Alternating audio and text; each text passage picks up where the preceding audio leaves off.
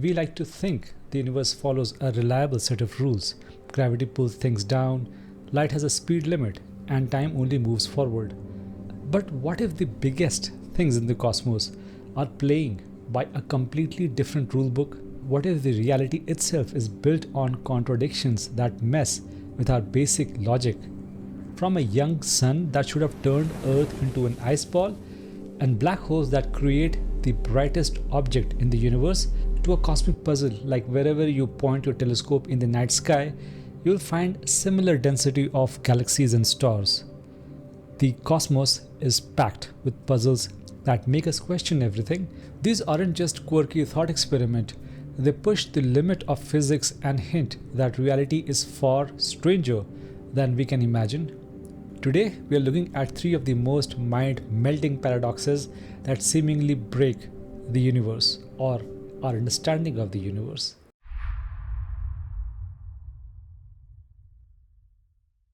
Let's go back in time, way back 4 billion years ago, to an Earth that was both alien and weirdly familiar. The geological record is crystal clear about one thing. Even as a baby, our planet was wet, very wet. We have found ancient crystals and rocks that show without a doubt that liquid water was flowing, carving out rivers and filling up oceans. This was the cradle of life, the primordial soup where the first tiny organisms got their start. It sounds like a peaceful picture of our world's beginning. But there's a huge, frozen solid problem. Here's where the paradox hits. Based on everything we know about how stars like ours work, it should have been impossible for Earth to have liquid water back then. This is the faint young sun paradox. The science is tied to the sun's very engine, nuclear fusion. Our sun is basically a giant non-stop nuclear explosion. In its core, crushing gravity squeezes hydrogen atom into helium. This fusion process shoots out energy we feel as light and heat. But this process is changing over billions of years. As more hydrogen turns into helium, the sun's core gets denser. This cranks up the pressure and temperature, making fusion even more efficient. A slow burn feedback loop that has been running for eons. And what this means is that sun is getting brighter and warmer. Our best model shows that 4 billion years ago, while the life was just getting started, the sun was about 25 to 30% dimmer than what is today.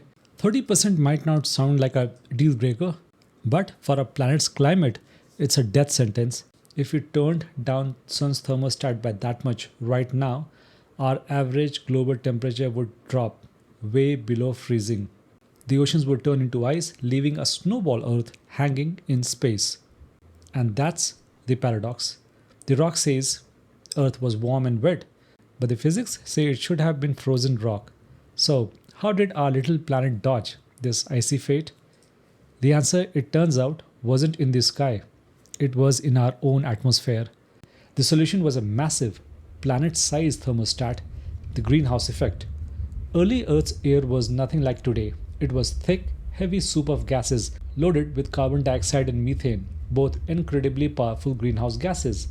The CO2 level might have been hundreds, even thousands of times higher than they are now. Think of it like this. Our young sun was a weak campfire on a cold night. In response, Earth didn't just wear a jacket, it was wrapped in the thickest wool blanket you can imagine. This blanket of greenhouse gases was amazing at trapping the little heat the sun did provide, keeping the surface just warm enough for water to stay liquid for life to get started. But that raises another question. If the atmosphere was so thick, why didn't Earth turn into scorching hot Venus as sun got brighter? This is where our planet system got really clever. It wasn't just dumb blanket, it was smart, self-regulating thermostat. Two big feedback loops work together to slowly thin out that blanket. First, geology. High temperature makes silicate rocks weather faster. Rain, slightly acidic from CO2, dissolves these rocks in a reaction that pulls carbon dioxide out of the air, eventually locking it away on the ocean floor. As the sun got hotter and hotter, this process sped up, pulling more CO2 out and cooling things down. A perfect balancing act. Second loop was biological. The rise of life itself started regulating the climate. Early life forms like cyanobacteria began gobbling up carbon dioxide, pulling even more of it out of atmosphere. This dance between life and its environment is the heart of what's known as Gaia hypothesis. So, the faint young sun paradox isn't a glitch in the universe, it's the story of an incredible, intricate dance between the star and its planet. As the sun slowly turned up the heat, Earth's geology and biology worked together to shed their atmospheric blanket, keeping things just right. The paradox disappears, and what's left is a system so perfectly tuned it almost feels like designed, letting our planet stay alive against all odds.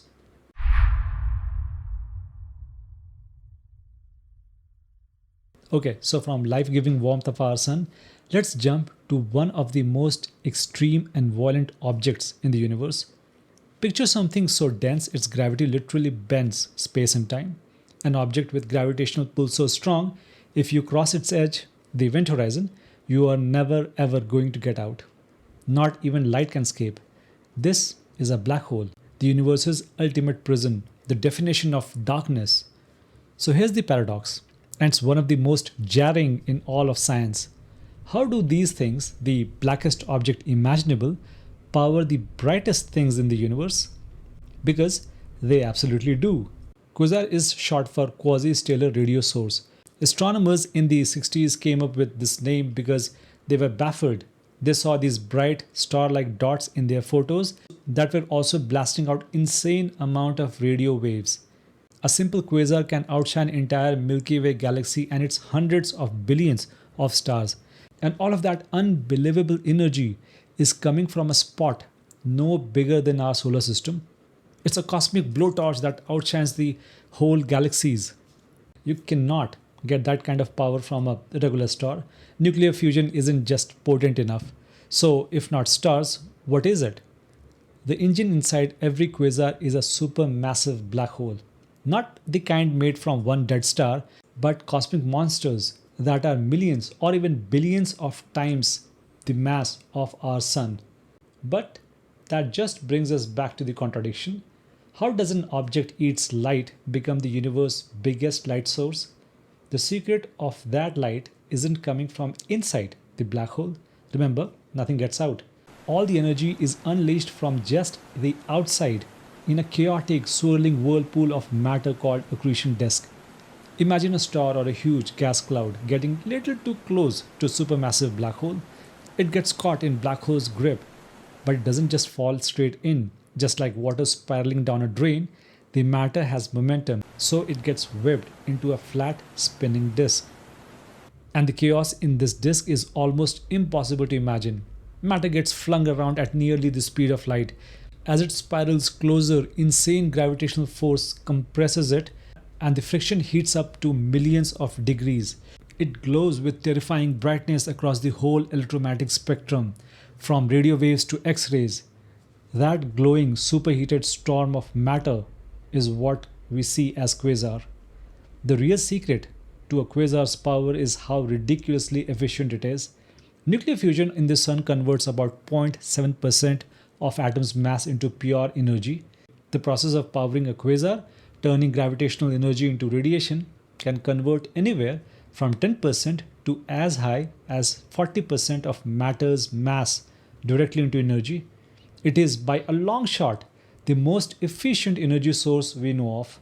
A quasar swallowing just one star worth of gas can outshine a galaxy of trillions of stars. We know this is what's happening because quasars flicker. Their brightness changes over weeks or months, which tells us that light source cannot be more than few light years or light months across, confirming they are cosmically tiny. Plus, we have seen the evidence. Many quasars shoots out gigantic jets of particles from their poles, launching at nearly the speed of light. This also explains why we don't see quasars everywhere anymore. They were common in early universe when there was way more gas floating around to feed hungry black holes. Today, most supermassive black holes, like the one at the center of our own galaxy, are quiet. They have already eaten everything nearby. They are basically dead quasars, sleeping giants. But if a new gas cloud wanders too close, the giant could wake up and a new quasar could be born. The paradox is solved. The black holes are dark, but the death spiral of matter falling into them creates the most brilliant show in the cosmos.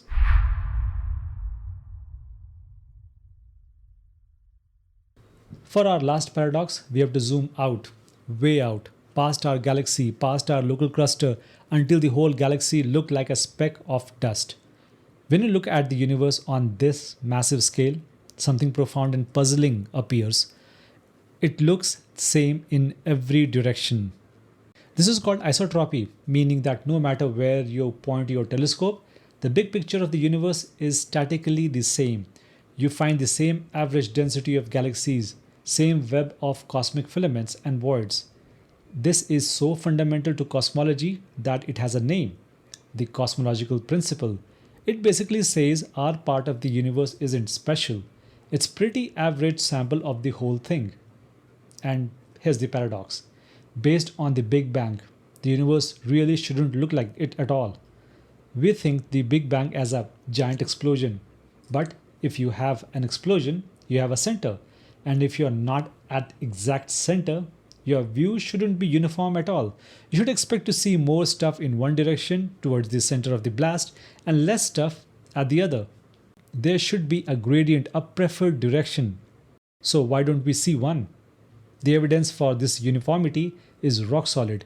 It comes from the oldest light in the universe, the cosmic microwave background, or CMB. This is the faint afterglow of the Big Bang, a heat signature from about 380,000 years after it all started. When we map the ancient light which fills our space, we find its temperature is unbelievably uniform. It is 2.725 Kelvin everywhere, with tiny temperature wobbles in one part of 100,000. This is the huge puzzle. How could two possible ends in the sky, billions of years light apart, have exact same temperature when they never had time to be in contact with each other to even things out? This is called the horizon problem. Solving this took a completely new idea about the first moment of creation. The first step is to fix our mental picture. The Big Bang wasn't an explosion in space. It was an expansion of space itself. Every point was the center. The classic way to picture this is to imagine the surface as a balloon. Draw some dots on it. As you blow up the balloon, every dot moves away from every other dot. From any one dot's perspective, all the other dots are rushing away. But there's no single center on the surface of the balloon. Well, that helps, but it doesn't fully solve the horizon problem. For that, we need the theory of cosmic inflation. This idea suggests that in the very first split second of the time, between 10 raised to minus 36 and 10 raised to minus 32 seconds, the universe went through a period of insane exponential growth. In that tiny fragment of moment, the universe swelled by a factor of at least trillion, going from a smaller than atom to about the size of a grapefruit. This hyper expansion is what solves the paradox. Before the inflation kicked in, the entire region that would become our observable universe was microscopic patch, so small it was all in contact with each other and had settled to same temperature, just like hot drink cools to one uniform temperature. Inflation then took that tiny, smooth, uniform patch and stretched it out to cosmic proportions. The sameness we see in the sky today is a fossil of that initial equilibrium, blown up to a massive scale. Those parts of the sky that seemed like they could never have talked to each other actually were in contact before inflation ripped them apart faster than the speed of light. Now, that's not breaking any rules, by the way.